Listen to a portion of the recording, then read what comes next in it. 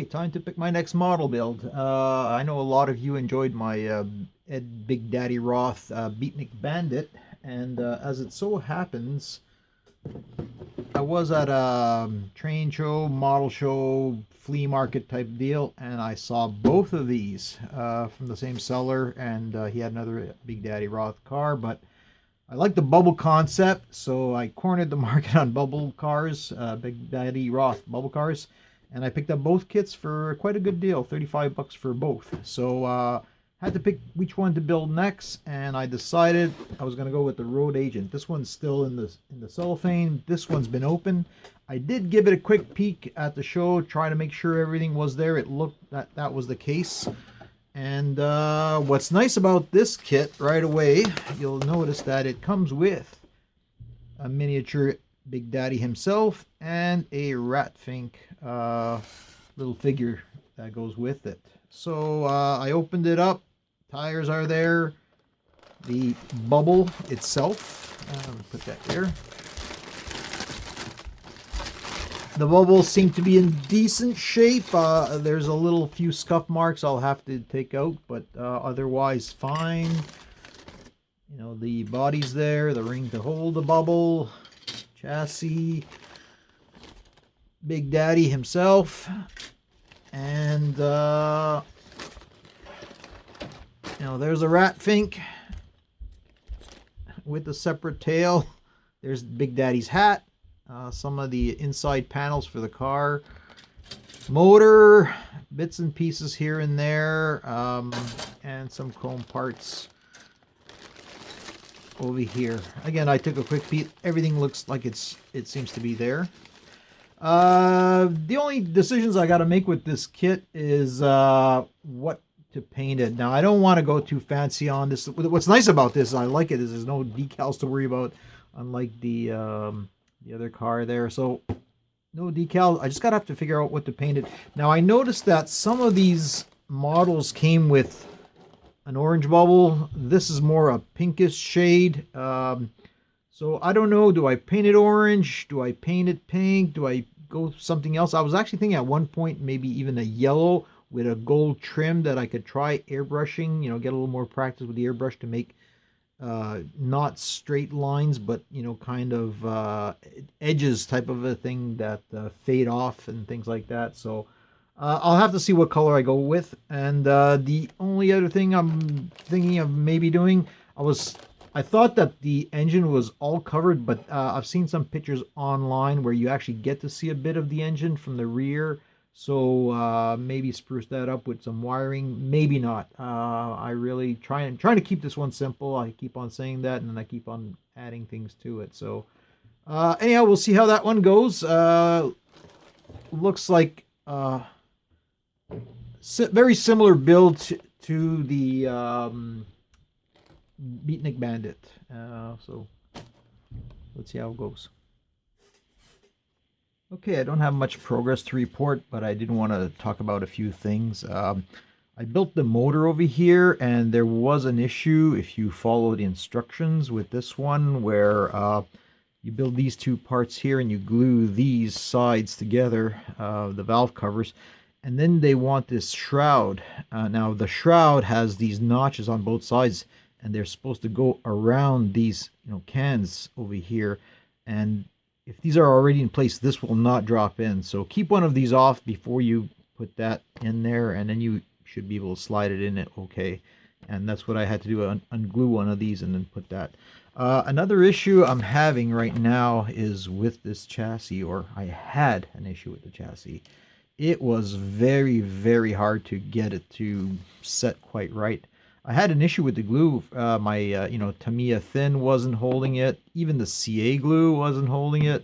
Eventually, I got better results with the Contacta, the Revell glue.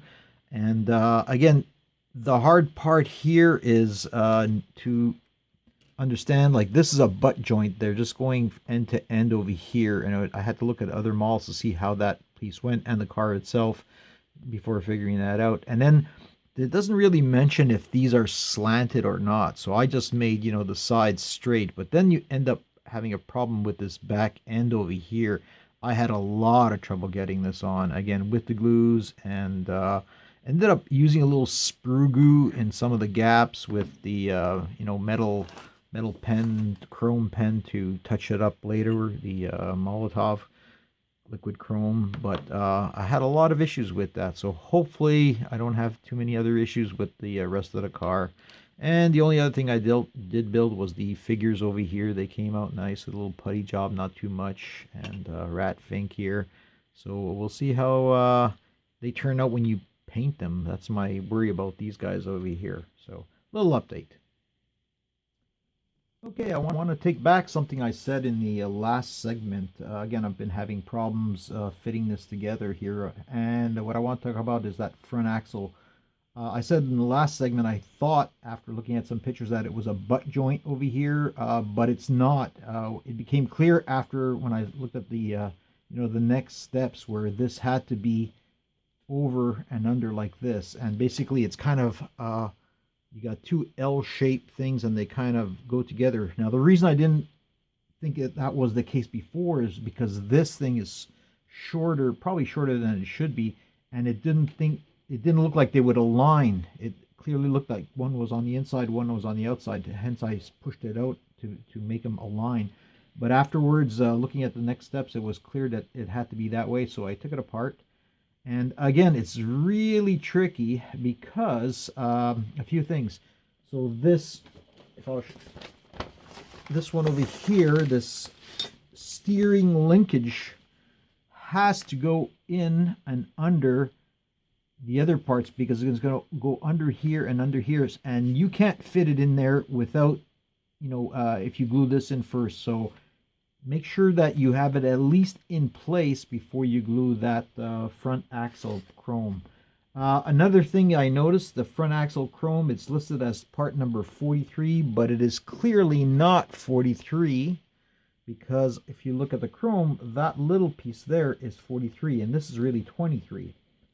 But then I realized, why did they have that 43 there? And I think I know what it is. It's because this piece over here will have to go on top of that, and then this piece joins with that one. But there's a huge gap. I mean, it's really, on the other side of that piece. And I think, I haven't confirmed, but that piece may be the one that actually does the link between this, and that's probably why they wrote down the 43 over here when they were doing this diagram, meaning that piece goes there, although it's not shown at all over here. And I couldn't find any use of that 23 in the rest of the instructions, so I think I've cleared it up, but we'll see if that 23 fits. Other things I've done is started painting these guys over here. These pretty much done, and I think I did a pretty good job given how small he is. You can see there, putting those eyes in and everything. So that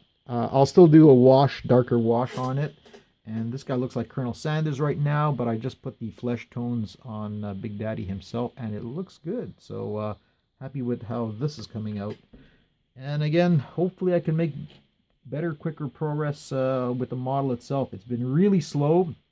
I've had to deal with a whole bunch of issues that taking up my time. On the positive side, one of them was going to the Kingston show with the model car Minion, and we had a lot of fun that day and picked up a few kits, and I met the lazy-eyed modeler also over there, so that was fun too. So hopefully we'll have more of these get-togethers like that. Anyhow, on to the next segment. Okay, some progress over here, although I confess it's been at a snail's pace. Just too many things happening the last few weeks, and haven't been able to get to the model. But every time I can, squeeze a few minutes here and there, I do. And you can see I've got the painting done, which was nice to have done, and came out with a pretty decent finish. There was a few issues over here where the paint wouldn't adhere for whatever reason. This is going to be hidden. You can see I coated the body itself with some Future Pledge, whatever, to give it a nice sheen. And inside it's going to be all, the flat pink. Obviously, you can see I went with the pink, and the reason I went with that is because it's going to match the bubble that I had. The figures are coming out really, really nice. You can't see the detail in that, and there's still some touch-ups, but I haven't messed it up. That's the main thing. So, the bane of my existence has been this chassis, however. Lots of, small fit issues, just enough to drive you nuts. I still had problems with all the different glues, and, sometimes even the CA would not adhere unless I really, clamped it down and, gave it a good half hour to an hour to let it set. But I've got it done.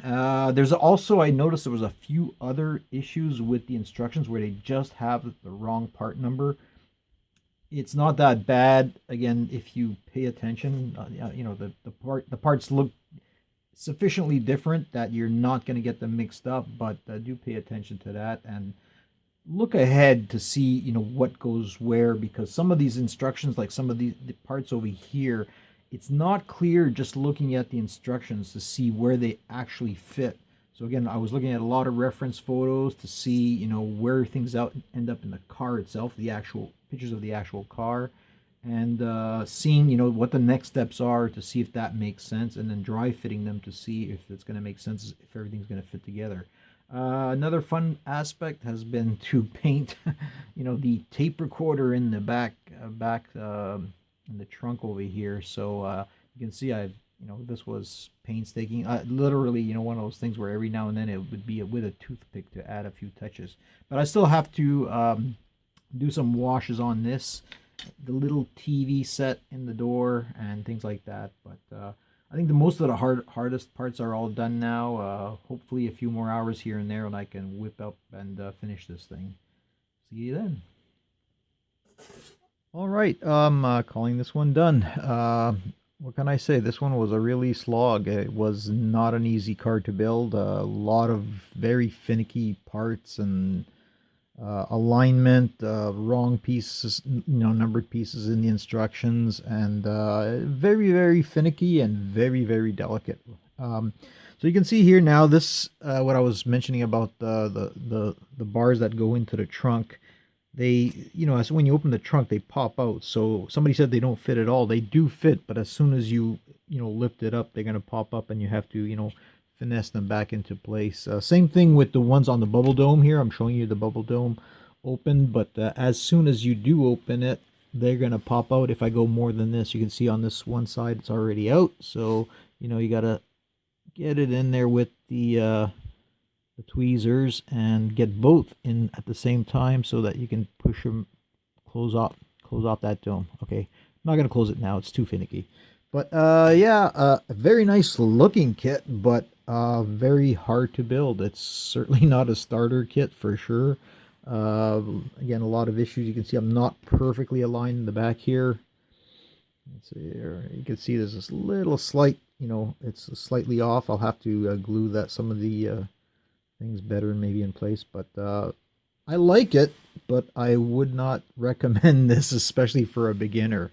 Very hard kit to build, and nice looking once you have it. I'm gonna have some little extra videos and the pictures at the end of the video so you can get a closer look for some of this stuff. But gonna start working on the next model soon, and it's gonna be fairly different, as you will see. It's gonna be a car, but it's not your usual car for sure. So stay tuned for that one.